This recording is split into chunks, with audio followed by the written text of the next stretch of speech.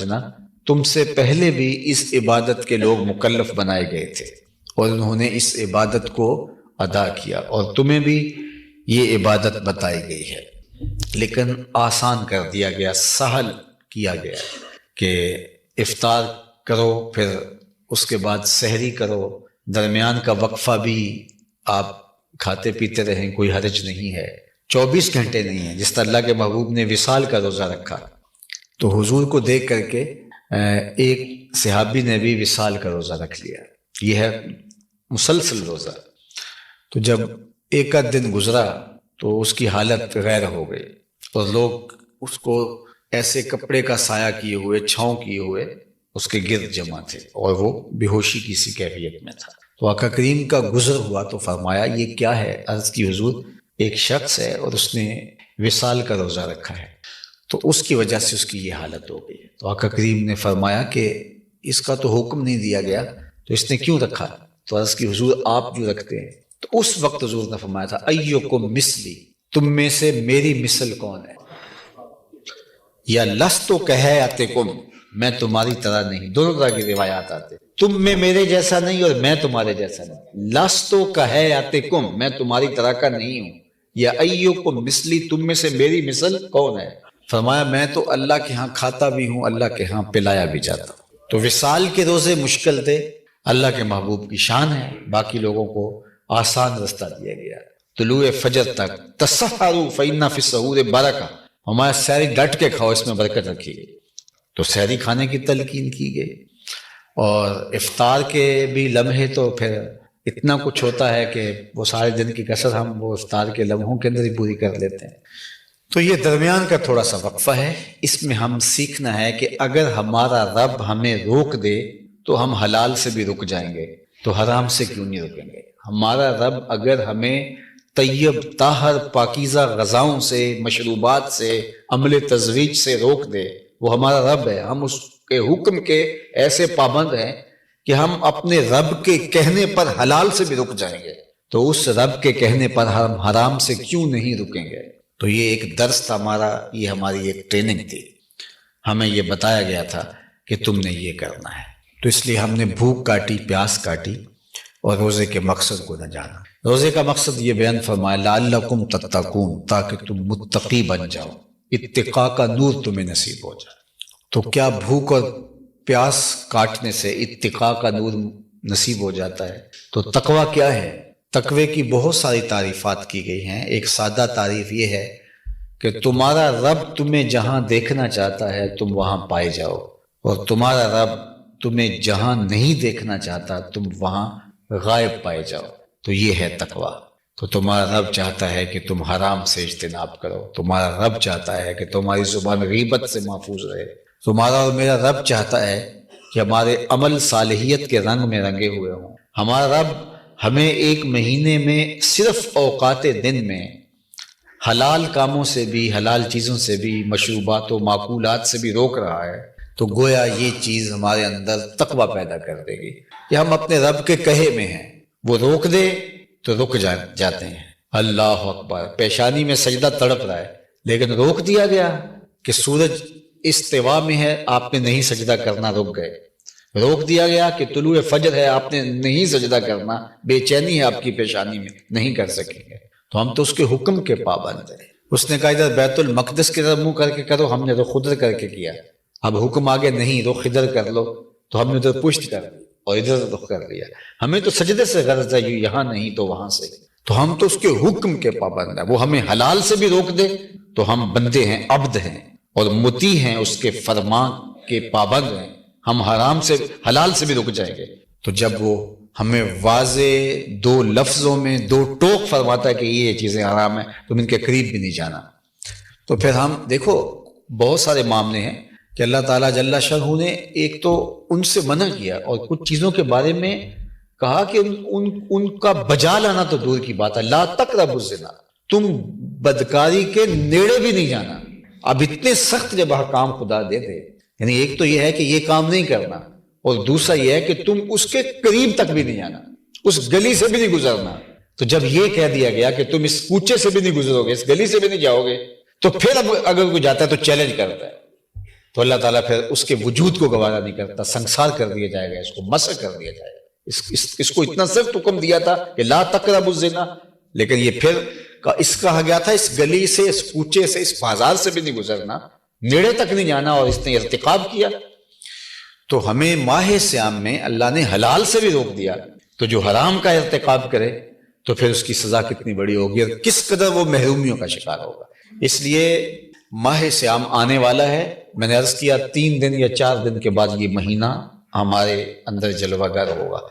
جس طرح اس کی برکتیں فراواں ہیں اس ماہ مبارک کی، اور جو رحمتیں سمیٹتا ہے اس کے دامن کو بھر دیا جاتا ہے، اسی طرح جو اس مہینے کی قدردانی نہیں کرتا اور باعمال بد سے باز نہیں آتا، اس کو نحوستیں بھی اتنی ہی پڑتی، تو وہ شخص رسوا ہو گیا، خاسر و برباد ہو گیا، جس نے ماہ صیام میں بھی اپنی بخشش نہ کروائی۔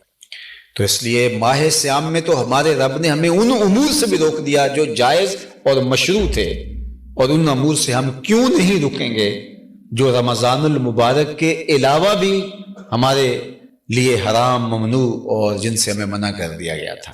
تو اس لیے یہ مہینہ آ رہا ہے، جب ماہ صیام قریب آتا اور یہ مہینہ آتا تو حدیث کے اندر لفظ ہیں کہ حضور علیہ الصلوۃ والسلام اس کے لیے آمادہ ہوتے، وہ شد المیزر کے لفظ ہے، شد المیزر یعنی کمر بستہ ہو جاتے۔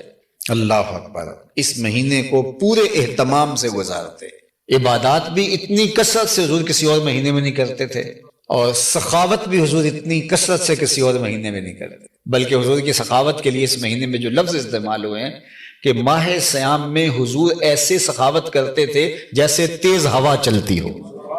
اللہ اکبر، ذرا میں اور آپ دیکھیں ہم کہاں کھڑے ہیں اور ان کی سخاوت کا عالم کیا تھا۔ کہا ایسے حضور سخاوت کرتے تھے جیسے تیز ہوا چلتی ہو، تیز ہوا کی طرح حضور کے ہاتھ جو ہے وہ لوگوں کو بانٹتے تھے اور سخاوت کرتے تھے۔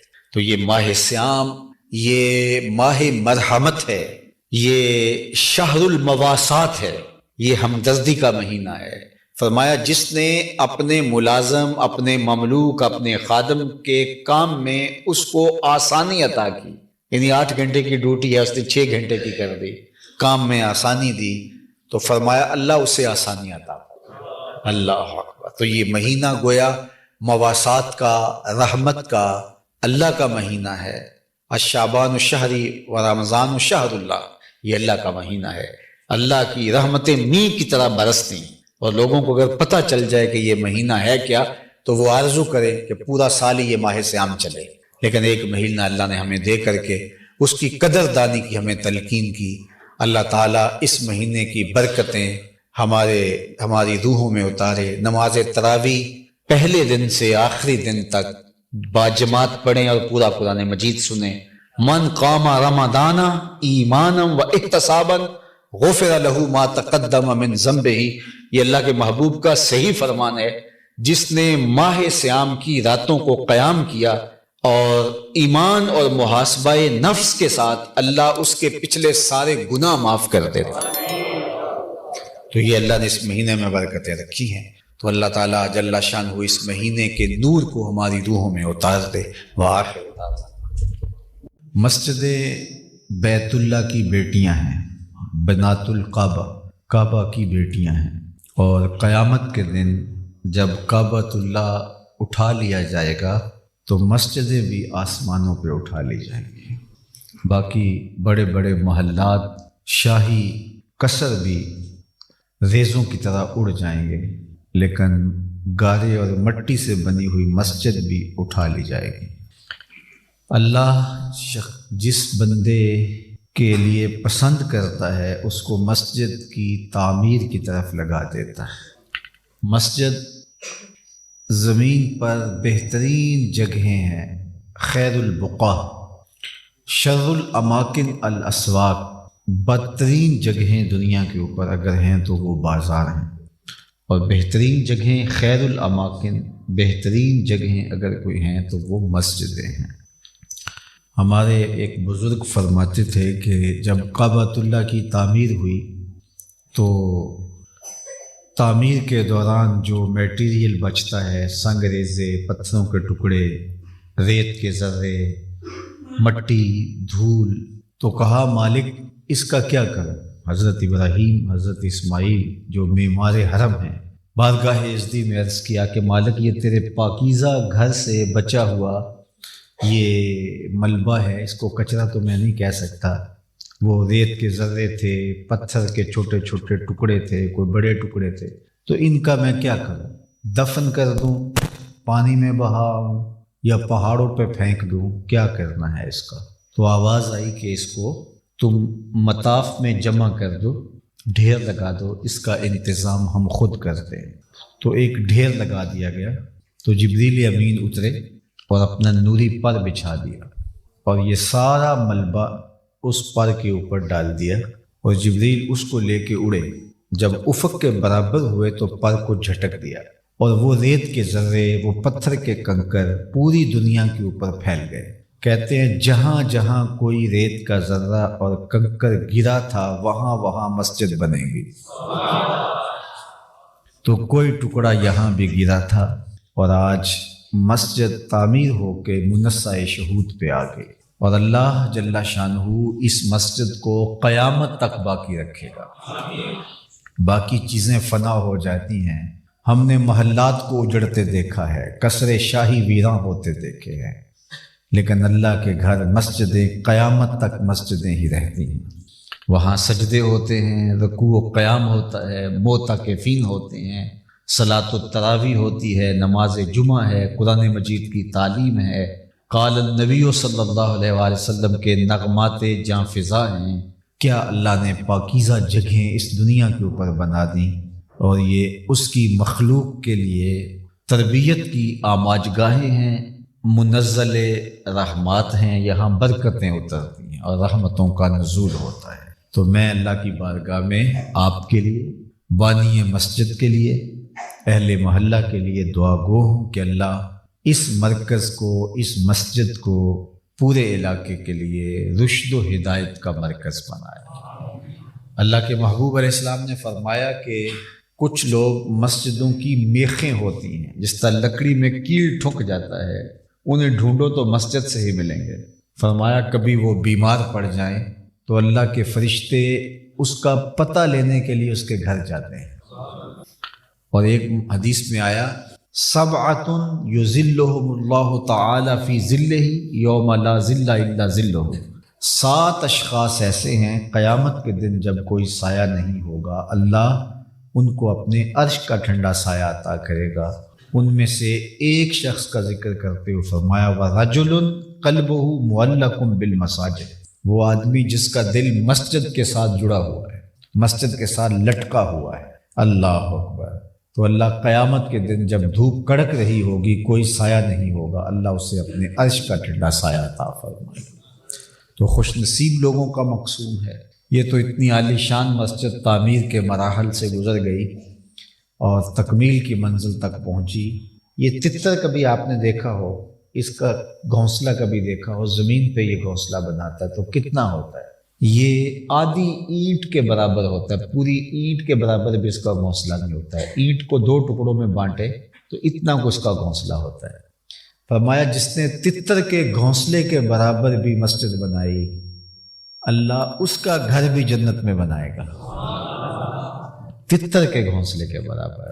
مطلب کیا؟ جس نے آدھی اینٹ بھی مسجد کی تعمیر میں خرچ کی، اللہ اس کا گھر بھی، محل بھی جنت میں بنائے گا۔ اور جس نے قطع عرضی وقف کیا، تعمیر کی، اور سب سے بڑھ کر بات دل میں بے تابیاں کہ اللہ تیرا گھر بن جائے۔ اپنے گھر کے لیے تو لوگ بہت کچھ کرتے ہیں، زندگیاں لگا دیتے ہیں کہ میرا اچھا گھر بن جائے، تو بن جاتا ہے، سکون کی جگہ ہے، میں کوئی اس کی نفی بھی نہیں کرتا، ہر ایک کی آرزو ہے، بلکہ اس موقع پہ دعا کرتا ہوں کہ جن کے پاس گھر نہیں ہے اللہ ان کو اپنے گھر عطا کرے۔ اچھی بات ہے، لیکن یہ کتنی خوش بختی کی بات ہے کہ کوئی اس سوچ میں لگا ہو کہ مالک تیرے گھر کی جلدی تعمیر ہو جائے، اور اس کے لیے دن رات محنت کر رہا۔ فرمایا گیا کہ جو شخص مسجد کی دیکھ بھال میں لگا ہو تو اس شخص کے ایمان کی گواہی دے دو۔ ایک شخص ہے جو مسجد کی دیکھ بھال میں لگا ہے، مسجد کی صفائی میں لگا ہے، مسجد کی تعمیر میں لگا ہے، مسجد کی آباد کاری میں لگا ہے، لوگوں کو دعوت دیتا ہے آؤ مسجد میں، جو مسجد کی دیکھ بھال میں، مسجد کی خدمت میں لگا ہو، اس کے ایمان کی گواہی دے دو۔ بلکہ مدینہ المنورہ میں ایک خاتون تھی حبشیہ، جو مسجد میں آ کے جھاڑو دیا کرتی تھی۔ ایک زمانے میں آپ نے بھی دیکھا ہوگا کہ بوڑھی عورتیں جب صبح کو بچے پڑھ کے گھروں میں واپس پلٹ جاتے تھے تو مسجدوں میں آ کے جھاڑو لگایا کرتے۔ اب تو خادمین مسجد باقاعدہ مقرر ہو گئے، لیکن یہ دور ہم نے دیکھا ہے۔ تو وہ حبشیہ خاتون مسجد میں آ کے جھاڑو لگایا کرتے۔ ایک دن حضور علیہ السلام نے فرمایا کہ میں اس خاتون کو نہیں دیکھ رہا۔ عرض کی حضور وہ تو فوت ہو گئی۔ فرمایا تم نے جنازے کے لیے کیوں نہیں بتایا؟ عرض کی حضور وہ ایک عام سی خاتون تھی اور آپ کار نبوت کی اہم ذمہ داریوں میں مصروف ہوتے ہیں، ہم نے سوچا کیا ضرورت ہے، تو ہم نے اس کا جنازہ پڑھا ہے، اس کی تدفین کی ہے۔ تو فرمایا تم نے اس کو عام سمجھا جو اللہ کے گھر کی تعظیم اور صفائی کرتی تھی؟ فرمایا مجھے اس کی قبر پہ لے چلو۔ صحابہ کے ہمراہ حضور اس کی قبر پہ گئے اور وہاں جا کے حضور علیہ السلام نے دعا مانگی کہ وہ عام عورت نہیں ہے جو اللہ کے گھر کی صفائی کرتی۔ علماء نے لکھا مسجد صاف کرنے سے دل صاف ہوتا ہے۔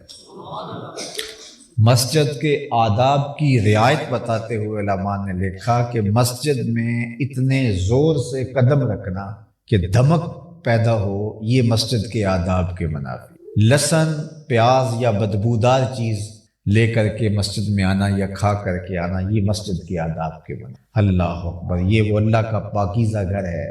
بڑے بڑے عالی نسب محلات کے اندر بھی آپ اگر کبھی گئے ہوں تو جوتوں سمیت جاتے ہیں، لیکن یہ وہ پاکیزہ جگہ ہے کہ بادشاہ وقت بھی آئے تو جوتے وہاں اتارنے پڑیں گے، اس لیے کہ اللہ کے گھر میں وہ آ رہا ہے، یہ اس کے دربار میں آ رہا ہے۔ تو اللہ تعالیٰ کی بارگاہ میں آپ سارے لوگوں کی آمین کے ساتھ دعا کرتا ہوں کہ اللہ اس مسجد کو آبادیاں عطا کرے۔ بالخصوص میں اہل محلہ کو کہوں گا کہ 5 گانا نماز کے ساتھ مسجد کی آبادی ہے، اچھا تعمیر کا رنگ ہونا، اچھی جگہ ہونا، اچھے قالین میسر آ جانا، یہ ثانوی حیثیتیں رکھتی ہیں۔ مسجد کی آبادی سجدے سے ہے، وہ ٹوٹی چٹائیاں ہی کیوں نہ ہوں، وہ شکستہ چھت ہی کیوں نہ ہو۔ مسجد آباد رنگ و روغن سے نہیں، زیب و زینت سے نہیں، مسلوں سے نہیں، مسجد کی آبادی سجدوں سے۔